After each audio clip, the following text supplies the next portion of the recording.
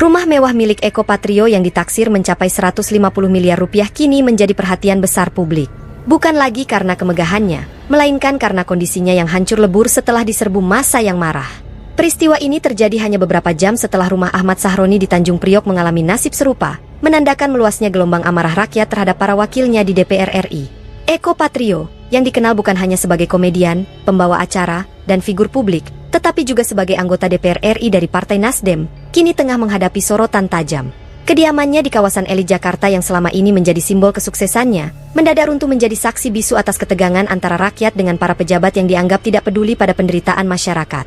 Rumah yang konon dibangun dengan detail arsitektur modern, kolam renang mewah, serta berbagai fasilitas berkelas internasional, kini tak ubahnya reruntuhan setelah massa meluapkan kemarahan. Benda-benda berharga seperti kulkas pintar, dispenser, hingga perlengkapan dapur bermerek internasional ikut dijarah. Sebuah pemandangan yang tak pernah terbayangkan sebelumnya. Warga yang biasanya hanya bisa mengagumi rumah itu dari luar, kini masuk dan membawa pergi apa saja yang bisa diangkut. Beredarnya video amatir memperlihatkan sejumlah warga dengan santainya meninggalkan rumah Eko sambil menenteng koper, karung, dan tas besar. Mereka seakan tidak peduli dengan kamera atau pengawasan. Bagi sebagian orang, apa yang mereka lakukan seakan menjadi bentuk keadilan rakyat setelah sekian lama merasa dipermainkan oleh elit politik. Gelombang amarah ini tak lepas dari peristiwa yang lebih dulu viral. Aksi joget Eko Patrio bersama Uya Kuya dalam sidang MPR RI pada 15 Agustus 2025. Video tersebut memicu kemarahan karena dinilai sangat tidak sensitif, mengingat kondisi ekonomi rakyat sedang terpuruk. Banyak warga kehilangan pekerjaan, harga kebutuhan pokok melonjak, dan ketidakpastian ekonomi membuat masyarakat hidup dalam tekanan. Di tengah situasi itu, aksi joget para anggota DPR dianggap sebagai cerminan ketidakpedulian terhadap penderitaan rakyat. Tak hanya itu, kabar kenaikan gaji dan tunjangan anggota DPR yang mencuat ke publik semakin memperburuk situasi. Rakyat merasa makin tersakiti. Mereka melihat wakil rakyat yang seharusnya memperjuangkan nasibnya justru bersikap seolah-olah hidup di dunia berbeda. Kontras yang begitu tajam inilah yang kemudian melahirkan gelombang protes besar-besaran, hingga merembet pada penyerangan kediaman pribadi para anggota DPR yang dianggap simbol kemewahan di tengah penderitaan. Eko Patrio akhirnya muncul ke publik pada malam hari, 30 Agustus 2025, ditemani Pasha Ungu, rekan separtainya sekaligus sesama anggota DPR. Dalam kesempatan itu, Eko meneteskan air mata dan menyampaikan permintaan maaf secara terbuka. Ia menegaskan bahwa tindakannya di sidang MPR tidak pernah dimaksudkan untuk menyakiti hati rakyat. Saya tidak pernah terbesit niat sedikit pun untuk melecehkan atau menyinggung masyarakat. Saya minta maaf yang sebesar-besarnya, ucap Eko dengan suara bergetar. Namun permintaan maaf itu tampaknya belum cukup untuk meredakan amarah publik. Banyak netizen menilai bahwa tangisan dan penyesalan Eko hanyalah upaya untuk menyelamatkan citra, bukan berasal dari hati yang tulus. Apalagi, kondisi rumahnya yang sudah porak-poranda seolah menjadi bukti bahwa amarah rakyat telah mencapai titik yang tidak bisa lagi ditahan. Sejumlah analis politik berpendapat bahwa kasus yang menimpa Eko Patrio dan Ahmad Sahroni adalah puncak gunung es dari krisis kepercayaan rakyat terhadap DPR. Selama ini, berbagai kebijakan yang dinilai lebih menguntungkan kalangan elit membuat jarak antara rakyat dengan wakilnya semakin lebar.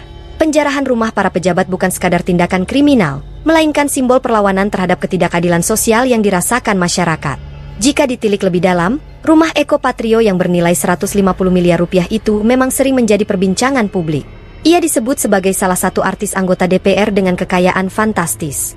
Rumah tersebut memiliki berbagai fasilitas mewah, mulai dari ruang tamu berdesain megah, perabotan impor, hingga koleksi barang seni bernilai tinggi. Semua kini tinggal kenangan setelah massa meluapkan emosinya. Tak sedikit warga sekitar yang menyayangkan aksi brutal tersebut. Mereka menilai bahwa perusakan rumah dan penjarahan bukanlah solusi.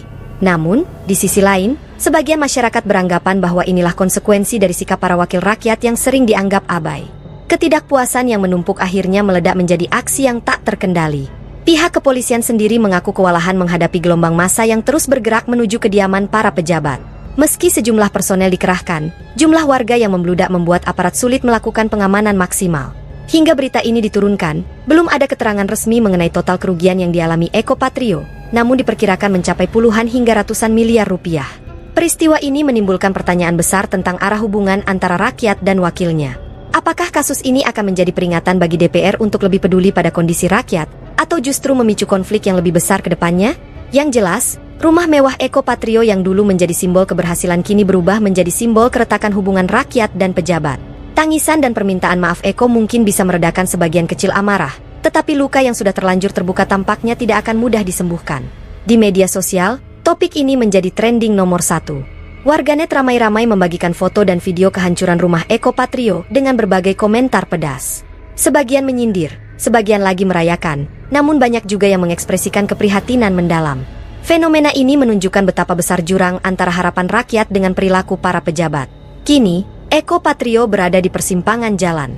Karir politiknya bisa saja tamat jika ia tidak segera mengambil langkah konkret untuk memperbaiki citra dan kepercayaan rakyat. Permintaan maaf mungkin awal yang baik, tetapi tindakan nyata jauh lebih dibutuhkan. Tragedi ini menjadi pengingat keras bahwa seorang publik figur sekaligus wakil rakyat tidak bisa bertindak semaunya. Setiap tindakan, sekecil apapun, dapat berdampak besar, terutama di era digital di mana semua peristiwa bisa tersebar luas dalam hitungan detik. Akhirnya, kisah rumah Eko Patrio yang hancur di serbu masa ini bukan hanya tentang kerugian materi, tetapi juga tentang runtuhnya simbol kepercayaan rakyat kepada pejabatnya. Rumah 150 miliar rupiah itu kini bukan lagi istana megah, melainkan monumen kehancuran hubungan antara rakyat dan elit politik. Dan ketika Eko Patrio menangis meminta maaf dengan berkata, tak terbesit niat, publik tentu berharap bahwa ucapannya bukan hanya sekadar kata-kata, melainkan awal dari sebuah kesadaran baru bahwa kekuasaan adalah amanah, bukan ajang untuk berpesta di tengah penderitaan rakyat.